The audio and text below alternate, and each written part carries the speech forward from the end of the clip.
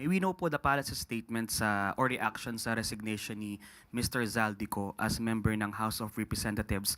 May mga umaalma po kasi na baka lalong hindi na po siya umuwi, and even DOJ Secretary Remulla said alam niya na baka hindi na magparamdam si Mr. Ko.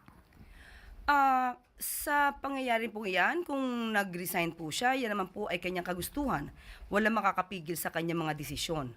Ngunit kung magkakaroon man siya ng kaso at maisasampa, hindi po niya ito maiiwasan.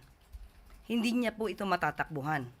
So mas maganda po rito kung siya man po ay masasampa ng kaso, ipaglaban na lang niya ang kanyang karapatan at ipaglaban ang katotohanan na naaayon sa kanyang mga ebidensya. One follow-up lang po.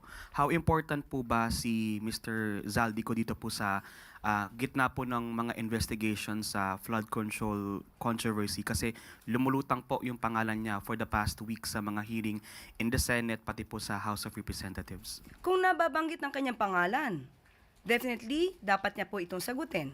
Dahil kung hindi niya po ito masasagot at iiwasan niya, lalabas lamang po siyang guilty. So mas mainam po na maipaliwanag niya ang kanyang side.